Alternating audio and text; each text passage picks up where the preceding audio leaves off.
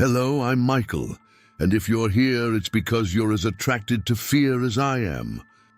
On a frigid December night in Montana, Sarah Mitchell, a 32-year-old photojournalist for the Seattle Times, drove her 2023 Subaru Outback along Interstate 90. The digital clock read 11:47 p.m., and snowflakes danced in the cone of headlights.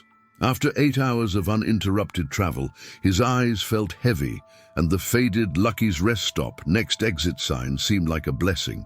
The rest stop was like so many others scattered along American interstates, a lonely building surrounded by pine trees with a convenience store, restrooms, and a small snack bar. What caught Sarah's attention, however, was the strange pattern of the parking lot lights. Of the 12 lights, only 3 worked, creating an unsettling play of shadows. As she parked, Sarah noticed something unusual. A black Ford Crown Victoria, model old with tinted windows, standing at the edge of the circle of light. The impeccable paintwork and chrome wheels contrasted with the abandoned appearance of the place. There were no other people in sight, just the distant sound of trucks on the interstate and the metallic creaking of a sign waving in the wind. What Sarah didn't know was that this seemingly innocent stop would be the beginning of a series of events that would challenge not only her sanity, but also everything she believed about reality. Lucky's Rest Stop held secrets dating back to 1976, when 5 people mysteriously disappeared from that same location in the space of just 2 weeks.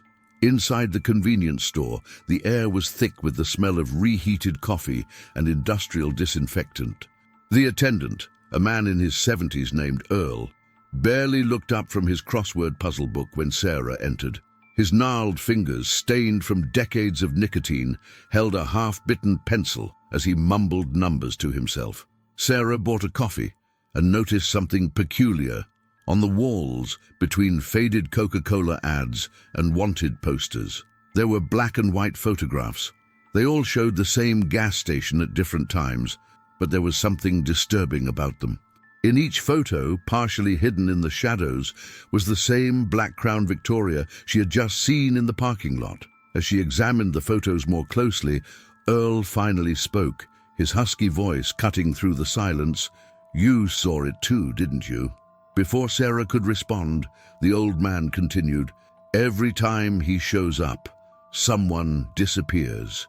It started with my sister Diane in '76, then it was the others. The FBI agent, the couple from Idaho, the girl from Colorado." Sarah's cell phone had no signal, and the store's digital clock flashed midnight repeatedly, even though it was almost 1 in the morning. It was then that she noticed something even more disturbing. In the last 3 photos on the wall, she recognized people whose disappearances she had investigated for a story 2 months ago, cases that the police had classified as people who simply moved on with their lives. Earl slid a yellowed file across the counter. Inside, newspaper clippings documented 47 years of disappearances, all connected in some way to Lucky's Rest Stop.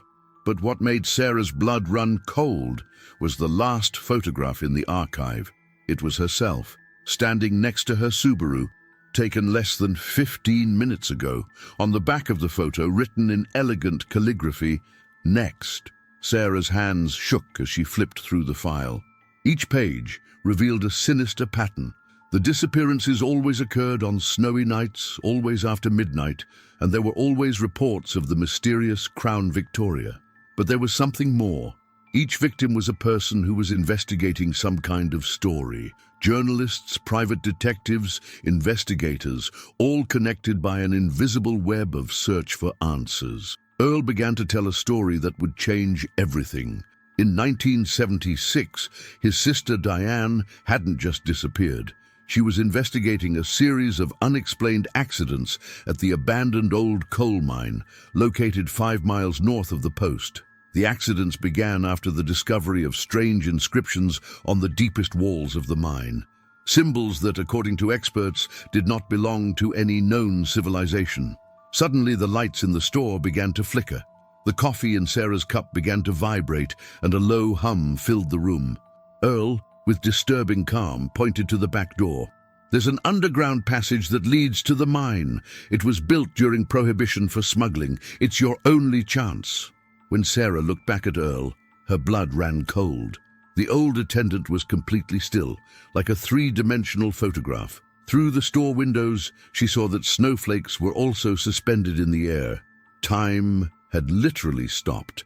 The only sound was that of the engine of the Crown Victoria, which was now parked directly in front of the store's door. The car door began to slowly open, revealing something that defied human comprehension. Sarah had seconds to decide: face what was coming out of the vehicle, or risk the underground passage that could lead her to the answers everyone else had been searching for. Sarah chose the underground passage. With her heart hammering in her chest, she walked through the back door and found a rusty metal staircase that spiraled down into the darkness. Using her cell phone's flashlight, even without a signal, she began her descent. The steps creaked beneath their feet, echoing through the seemingly never-ending narrow passage. After what seemed like an eternity, the tunnel opened into a wide chamber. The air was thick and humid, with a metallic smell like copper. The walls were covered with the same symbols Earl mentioned, but there was something different. They seemed to pulse with a light of their own, emitting a bluish glow that intensified as you approached. It was then that Sarah made a shocking discovery. In niches excavated in the walls, he found dozens of cameras, recorders, and notebooks, belongings of the missing people. Each item was perfectly preserved, as if time had not touched them. In one of the most recent notebooks, dated just 3 months ago, there were notes about a disturbing theory. The Crown Victoria was not a car, but a portal, a physical manifestation of something that existed between the dimensions of time and space. The evidence, Sarah began to piece it together. Every person who had disappeared had come too close to the truth. The symbols on the walls weren't just inscriptions. They were equations, formulas that described the nature of reality in a language humanity was not yet ready to understand.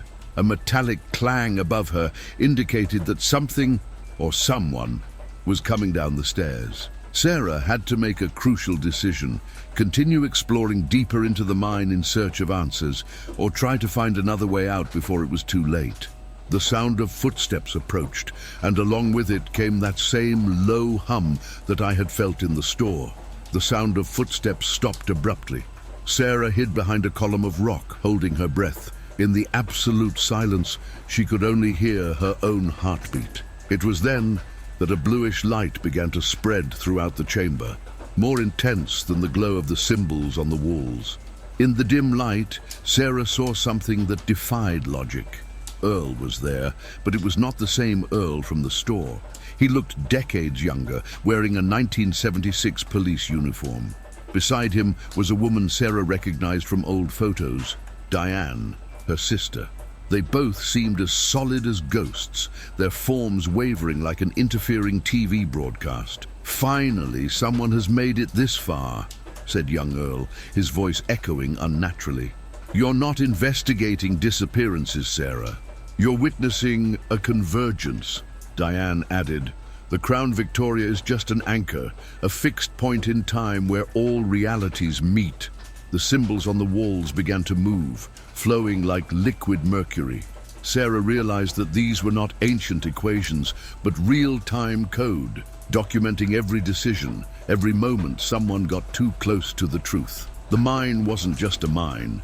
It was a monitoring hub, an outpost of something far beyond human understanding. Suddenly, the ground began to shake. From the ceiling of the cave, drops of a silvery liquid began to fall, forming pools that reflected different versions of reality.